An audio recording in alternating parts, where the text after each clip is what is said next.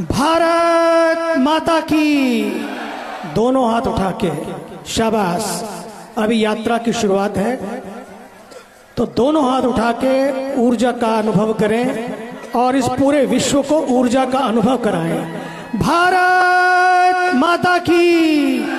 वंदे वंदे। सनातन धर्म की। हर हर महान। मुझे बड़ी प्रसन्नता है आज भारत के सभी युवा संतों के बीच में और जो अपने आप को युवा समझते हैं उन सब के बीच में बैठकर इस युवा भारत को युवा बनाए रखने के लिए ये सनातन यात्रा है। जितने भी लोग हैं सभी लोग धक्का ना दे एक दूसरे को। अब ये धक्का देने का समय नहीं है भैया। अब ये समय आया है जब एक दूसरे के साथ रहकर इस यात्रा को आगे बढ़ाना है। ये सनातन एकता की यात्रा नहीं बल्कि सबको एक होने की यात्रा है। सबके साथ एक होने की यात्रा है। सनातन यात्रा का मतलब है संसार की यात्रा, सबकी यात्रा, सारे समाजों की यात्रा, एक हो जाने की यात्रा। समय आया है। एक युवा ने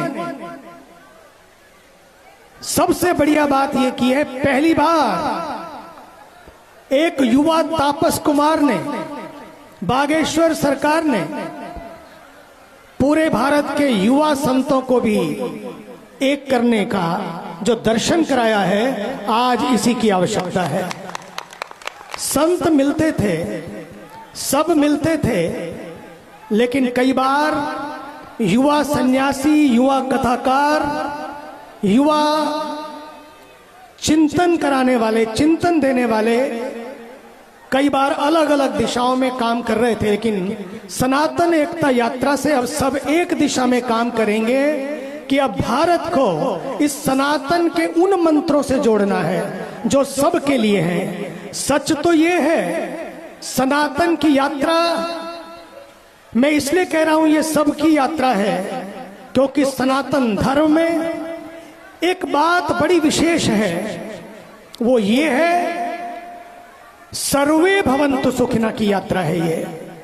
आप देखिए, मैं किसी का विरोध नहीं करता हूं, लेकिन यदि आप एक धर्म को मानते हैं और यदि उसी धर्म को मानते हैं तो आप जरूरी नहीं है कि स्वर्ग में पहुंचेंगे।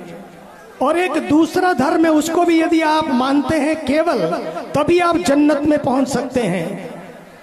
लेकिन सनातन की यात्रा कहती है कि अपने अपने धर्म को मानो, नो प्रॉब्लम, अपने ग्रंथ को मानो, नो प्रॉब्लम, लेकिन सनातन विचार शैली को मानिए।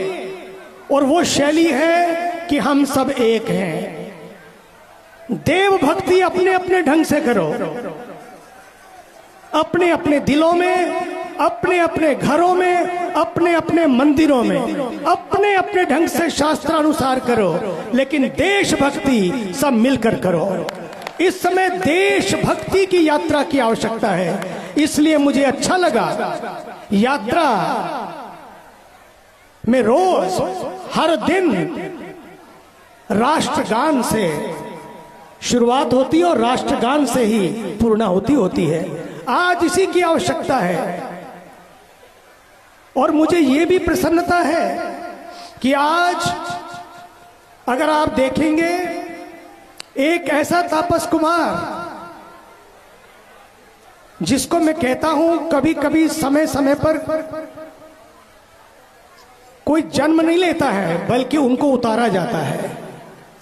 एक बड़ा प्यारा गाना था, कभी कभी मेरे दिल में ख्याल आता है, गाना था ना, तुम्हें जमीन पे उतारा गया है सब के लिए, कभी कभी मेरे दिल में ख्याल आता है।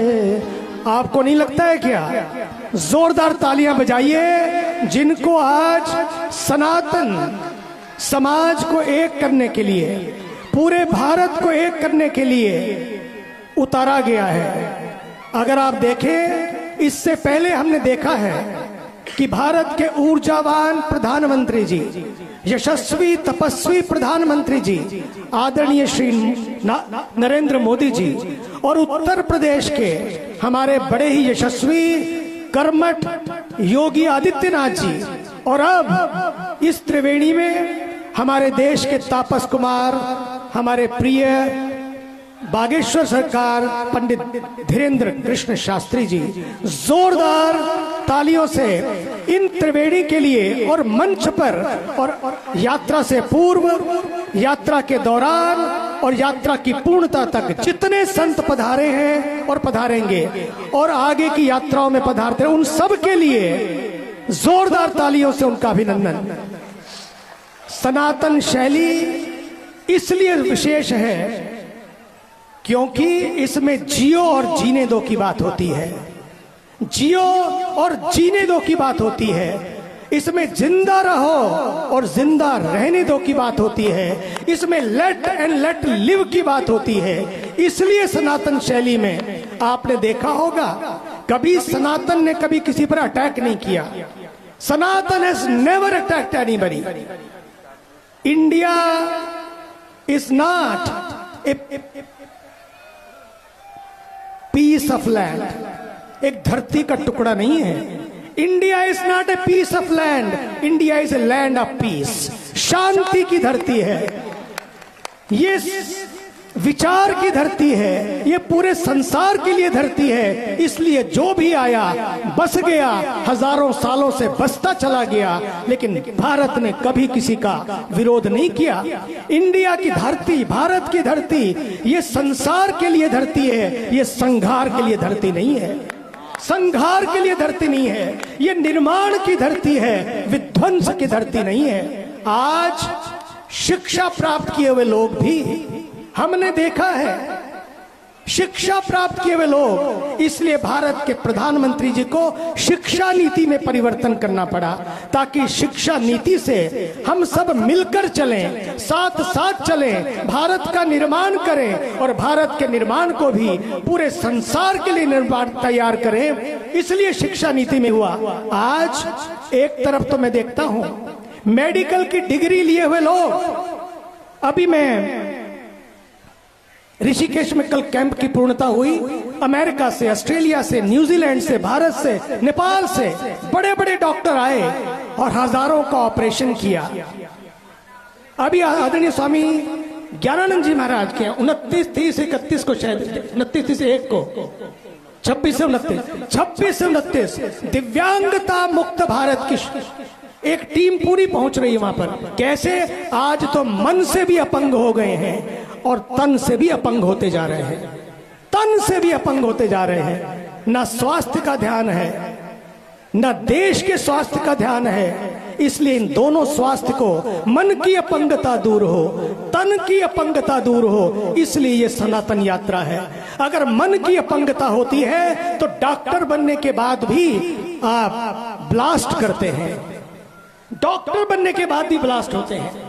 8 doctor, can you believe it? मैं ये बात किसी समाज के लिए नहीं कर रहा हूं, पर मैं चेतावनी देना चाहता हूं। यदि भारत का नहीं, पूरे विश्व को अगर भारत को संदेश देना है, आज ऐसे डॉक्टरों की जरूरत है, आज ऐसी लैब की जरूरत है, ऐसी प्रयोगशालाओं की जरूरत है। और ये सनातन यात्रा एक ऐसी प्रयोगशाला है जो संघार की बात नहीं करती है, जो सुधार की बात करती है। जो हुआ सो हुआ, जो हुआ सो हुआ, लेकिन आगे तो संभले। जो खोया उसका गम नहीं, लेकिन जो बचा है आज भी किसी से कम नहीं।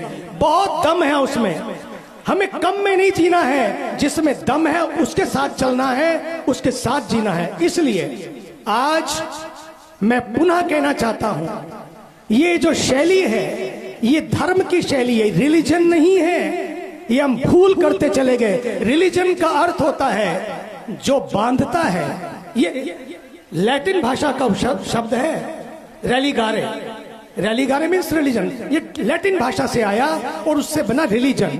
रिलीजन और धर्म में फर्क है। रिलीजन का अर्थ है जो बांधता है और रिलीजन का दूसरा अर्थ है जो इकट्ठे करता है, लोगों को इकट्ठे करता है या बांधता है। सनातन ने किसी को बांधा नहीं, सनातन तो मुक्ति का मार्ग है, मुक्ति का मार्ग है। और सनातन ने इकट्ठा इसलिए नहीं किया, इकट्ठे हो जाओ और फिर अटैक करो, इकट्ठे हो और अटैक करो, इकट्ठे हो और संहार करो, बल्कि सनातन कहता है तुम्हें एकता के पथ पर चलना है।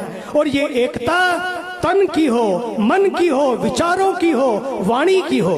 ये सारी एकता से जब हम आगे बढ़ते हैं, आज उसी एकता के लिए ये यात्रा है, ताकि जहां सब सोच सकें मेरा लक्ष्य क्या है, मुझे क्या करना है। देव भक्ति अपने अपने ढंग से को, जैसे मैंने कहा है, लेकिन देशभक्ति आज मिलकर करो। इसलिए ये राष्ट्र की यात्रा है।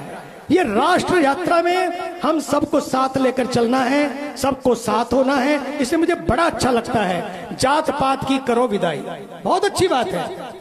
हरि को भजे सो हरि का होई। यहाँ तो किसी को कभी भी ये नहीं सोचा गया कि कोई छोटा है या बड़ा है, सबको समानता की बात की गई। संविधान हो तो और सनातन हो तो, दोनों में सनातन बचेगा तो संविधान बचेगा, सनातन बचेगा तो समानता बचेगी, सनातन बचेगा तो मानवता बचेगी, सनातन बचेगा तो शांति बचेगी और विश्व शांति बचेगी। जहां जहां ऐसा नहीं है, आप देख रहे हैं वहां क्या हो रहा है। इसलिए सनातन है तो भारत है और भारत है तो सनातन है। और सनातन वही है जो सबको साथ लेकर चले। ये सबको साथ लेकर चलने की यात्रा है, ये सनातन एकता की यात्रा है और ये एक हो जाने की यात्रा है। आइए मिलकर उद्घोष करें, हम एक हैं। भारत माता की वंदे वंदे। समय की मर्यादा है, यात्रा को प्रारंभ करना है। और अब मैं मेरे प्रिय, अभिन्न और आदरणीय बागेश्वर सरकार से कहना चाहूंगा, सच में अंतिम बात, एक व्यक्ति बिना थके, बिना रोके, शरीर भी स्वस्थ नहीं था, लेकिन ये देश स्वस्थ बना रहे, उसके लिए भी परवाह न करते हुए, बुखार आया लेकिन ये देश बुखार में सोता ना रहे। ये भी एक ज्वर है देश को चढ़ा हुआ, उस पे सोता ना रहे। तो ये केवल सनातन एकता की यात्रा नहीं, बल्कि सनातन को जीवंत रखने की यात्रा है। इसलिए आइए सनातनियों का अर्थ इतना ही है, सारा राष्ट्र साथ साथ चले, अपने अपने ग्रंथ का पालन करें, अपने अपने पंथ का पालन करें। लेकिन बात जब राष्ट्र की आए तो भारत माता की जय और वंदे मातरम के साथ आगे बढ़े। भारत माता की वंदे। धन्यवाद।